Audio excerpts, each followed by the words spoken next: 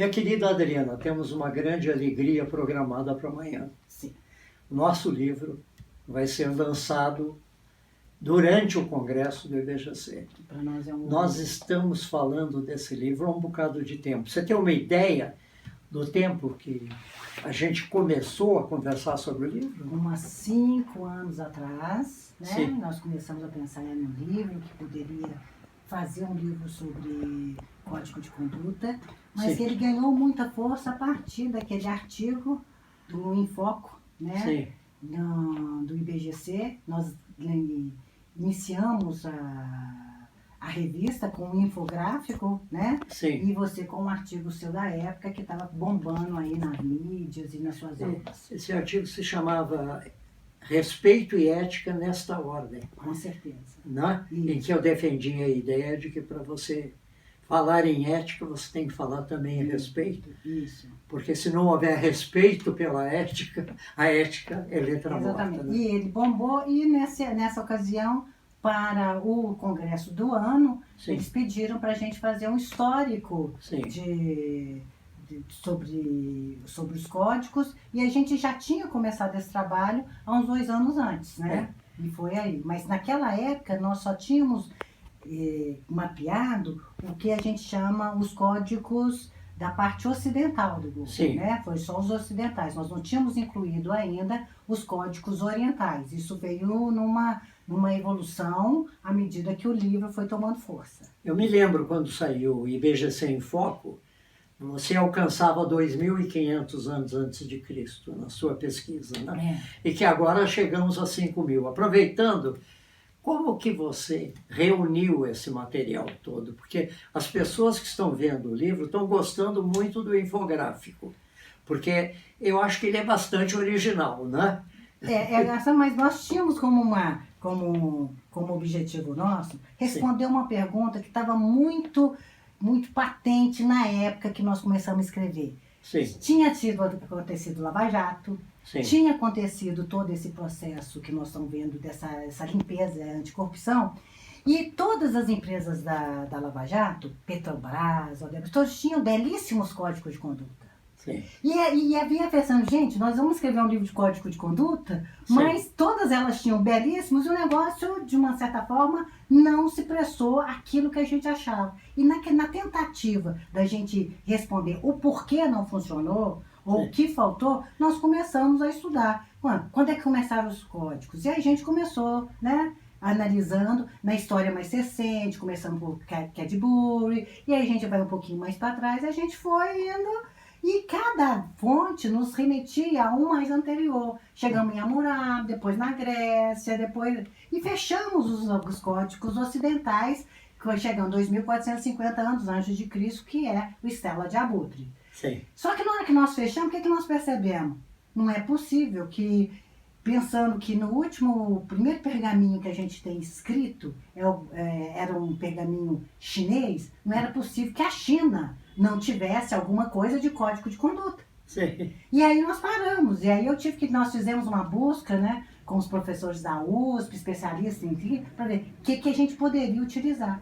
Sim. E aí nós entramos no imperador chinês, o Xu, né, Sim. que é a base de todas as 3 religiões chinesas, né, que nós descobrimos naquela. Então, nós fomos nessa evolução. E foi uma delícia fazer, porque cada hora você descobria um código novo, cada hora a gente fazia e era uma coisa diferente, e a gente via como que as coisas estavam ali, bem ali. E o que é mais importante, né, Lélia? Nós percebemos ali, na história, que independente de Petrobras e Odebrecht, essas empresas terem os códigos não funcionarem, a humanidade sempre precisou de algumas regras sociais que fossem legitimadas pela sociedade, e que o nosso código fala muito de condutas. Né? Ou seja, o código não é invenção dos últimos tempos. Não é invenção. Mas eu estou tentando me lembrar, e você vai me ajudar, como que a gente compôs o livro, parte da Adriana, parte do Lélio. Você lembra disso? Primeiro, a ideia, quando nós estávamos, a primeira ideia do livro que eu tive era você escrever ele sozinho. Sim. Nós estávamos num congresso, e aí veio a ideia de que o código era assim, seria a constituição da empresa. E aí eu comecei a te insistir, Lélio, você tem que escrever, você tem que escrever. E a partir de um ponto, né, você falou assim, não, então vamos pensar. Eu escrevo, né? Eu vou escrever a parte de elaboração que é minha, que eu tenho, que a minha vida inteira eu fui desenvolvendo toda essa metodologia minha, né? E seria interessante você entrar na parte de escrevendo o porquê fazer o código. E aí que veio a ideia do infográfico, aí a ideia de ligar com governança e aí a sua parte. Isso aí foi a primeira parte, né? Nessa questão da elaboração, eu tenho uma opinião que eu defendo há muito tempo, que de preferência o código deve ser feito em casa. Quer dizer, a própria empresa, os próprios elementos da empresa devem desenvolver o código. Quer dizer, isso equivale a dizer, não acho uma melhor alternativa terceirizar o código. Por quê? Porque para fazer um código de conduta que realmente cumpra a função de ajudar a criar uma cultura ética na organização, as pessoas devem participar da cultura da empresa, deve ter o mínimo de tempo de convivência com a empresa para ter as ideias que vão ser trazidas para o código. Sim. E é um trabalho realmente de pesquisa no campo cultural da empresa, porque a nossa recomendação é que todo o código comece com uma pesquisa sobre os focos de conflitos de interesse que dentro da espécie. Dentro da sua metodologia, o que eu acho que é muito diferente, o que chama atenção em consultorias é quando a gente fala daquela clima organizacional sob o ponto de vista ético. Sim. Que a gente faz aquela clima. E isso aí diferencia muito e cria. E aí nós saímos fora do Ctrl-C, Ctrl-V dos advogados, porque Sim. tem advogado fazendo e Ctrl-C, Ctrl-V. Então Sim. tem a forma, tem que ter isso e tudo. E quando a gente fala que tem que ser, né, e você coloca isso muito bem destrinchando naquelas etapas, né, todas do código, de ter uma equipe interna, um grupo de trabalho interno, né, ele é desdobrado internamente. As pessoas precisam se sentir donas do código, né, tem que fazer todo um significado para a organização. Então, e um código, ele nunca pode ser um Ctrl-C, Ctrl-V, porque se for Ctrl-C, Ctrl-V, ele não vai funcionar nunca.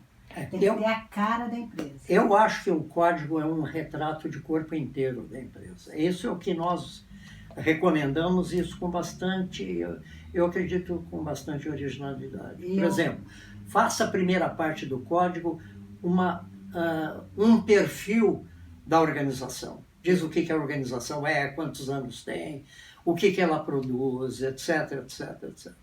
Um segundo momento, eu acho que a empresa deve mostrar a sua identidade, quer dizer, qual é a sua visão de missão, visão e valores. Porque tudo isso tem a ver com o código, tudo isso tem a ver com... Tá ligado. Nós não devemos pensar numa empresa que a nossa visão é ganhar milhões, dominar o mercado, etc. Tem que mostrar como que a empresa, como uma organização muito ativa hoje na sociedade, não é isso? Vai trazer uma contribuição importante. E aí, em quarto lugar, a gente colocaria, ou em terceiro, desculpe, a gente colocaria as regras, os princípios básicos, né?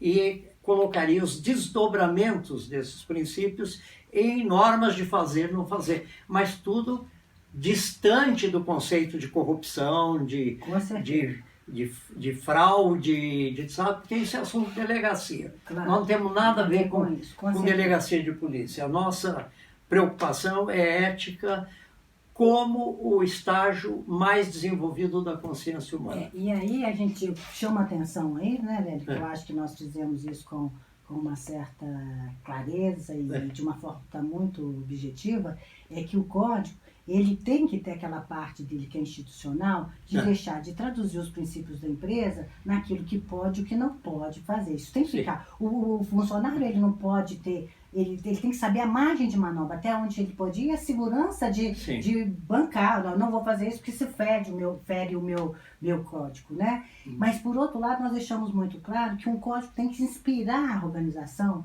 Sim. a fazer parte de uma estirpe de pessoas que estão fazendo correto. E aí vem a cultura ética, Sim. você fazendo isso ano após ano, Sim. né? Eu acho que esse é um tom muito importante, que dá do seu todo os seus artigos, e isso aí é o diferencial do livro, quando a gente faz esse link de inspirar, de criar um significado diferente para as organizações que tem esse respeito na construção do seu próprio código. Sim, eu acho que, eu uso a expressão terceiro andar. Quando a gente fala em ética, é o terceiro andar. Porque o primeiro é o nível dos instintos, o segundo é o nível das leis, faça, não faça, etc. Isso. O terceiro é o nível da opção pelo bem. Isso. Tá? E eu acho que uma coisa que me surpreendeu muito, eu sei que surpreendeu a você, é que nós imaginamos que o IBGC teria interesse nesse assunto, né? No assunto relativo ao nosso livro, né? Sobre códigos. E realmente, quando eu falei com o IBGC, eles manifestaram uma disposição muito grande e nós recebemos um endorsement assinado pelo Henrique Luz, que é o presidente do IBGC, que ocupa a 4ª contracapa do nosso livro. Que não é muito isso? nos orgulha. E também do seu colega Modesto Carvalhosa, né, de ter nos prestigiado com o prefácio, né? Isso Então, para nós foi algo eu acho que são muito dois nomes diferente, que somaram muito, muito, né? muito. Que nós E eu ficamos acho muito que felizes. seria de inteira justiça a gente reconhecer que nós estamos tendo um apoio muito firme do IBGC ao permitir que Nós lancemos, o né? lançamento seja feito lá no próprio IBGC e por falar nisso, o que você está esperando desse lançamento? Uai, o que nós estamos Pelo que você já viu, Uai, o que você acha? eu tenho, as pessoas que eu tenho dado, a gente tem conversado, existe uma expectativa grande do trabalho, né, Nélio? Principalmente da elaboração do código, das etapas, porque nós estamos entregando de bandeja como é que faz um código. Né? Nós estamos, de uma certa forma, quem lê o livro está ali, tem ali todas as etapas perfeitas. E mais uma, nós vamos um pouquinho mais, porque nós fechamos a importância do código falando do comitê de ética. Sim. E eu acho que isso aí foi um insight que você teve quando nós já estávamos quase terminando, assim, ninguém está falando do comitê, do regulamento interno, né, do comitê de ética, como é que nós vamos estar trabalhando, e qualquer coisa que sair, que fira o código, em que instância vai ter que tratar isso, né? Então eu acho que a gente terminando a fase da elaboração com um comitê de ética, eu acho que isso nós fechamos realmente o ciclo. Sim. Você começa, você faz uma pesquisa, você desdobra os princípios, você faz isso tudo em conjunto, e depois, se tiver alguma coisa, você deixa também, que fechamos muito bem ali. A gente não está dizendo que está fechado, mas no momento, na nossa concepção atual, eu acho que nós arredondamos bem a questão toda da elaboração e fechando mesmo numa instância ligada ao Conselho. Na realidade, não faz muito sentido se o código estiver muito bem feito, mas não tiver um órgão especificamente voltado para a gestão do código. Ou seja, o guardião dele. Ou seja, para atualizar o código quando for necessário, para responder dúvidas quando surgirem, para julgar casos de violação do código, não é isso? E para cuidar da divulgação do código dentro da própria organização. Eu acho que essas duas coisas são inseparáveis. O código e o comitê de ética que vai fazer a gestão do código. E eu acho também, né, aí nós fechamos aí, depois que terminamos a elaboração, quando nós conseguimos ligar, né, o próprio código hoje, porque a ideia última também que fica, que o código de conduta hoje é a peça institucional mais importante, porque é o coração de qualquer programa de integridade e de compliance. Parte da elaboração de um código muito bem feito, que não pode ser meia boca.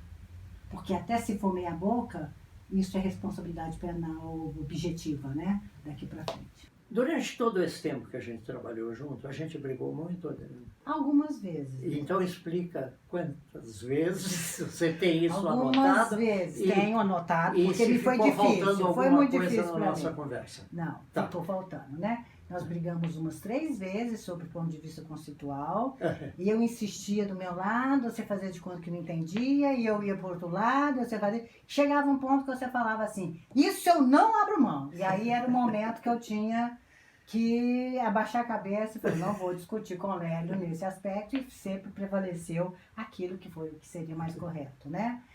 Cá entre nós, você acha que ficou faltando alguma coisa? Ficou faltando aquela hora, né? Aquele momento de decisão do livro, que nós tínhamos já o que fazer, né? Por que fazer o livro, e nós tínhamos ali a metodologia já pronta. E ficou faltando ali um link que era a coisa mais fantástica e que ficou faltando, que seria de seus pontos de vista sobre a questão ética, civilidade, que nós não tínhamos colocado ainda, que estavam descritos todos na evolução dos seus artigos ao longo do tempo, né? Então isso, quando nós trouxemos os seus artigos e você os atualizou, nós conseguimos criar um link muito interessante nessas duas partes, e aí ficou tranquilo. E o que fica faltando na conversa é os próximos passos. Os próximos passos do livro, a segunda e a terceira edição. Eu acho muito importante que a gente dê o primeiro passo. E avalie o primeiro passo. E aí a gente faz as nossas projeções então, tá para os próximos passos. Perfeito, Tá. porque tem espaço para os próximos passos, tem muita coisa acontecendo e nós temos muito que estudar ainda. Muito bem. Esse é o primeiro de uma série. Tens razão. Obrigado.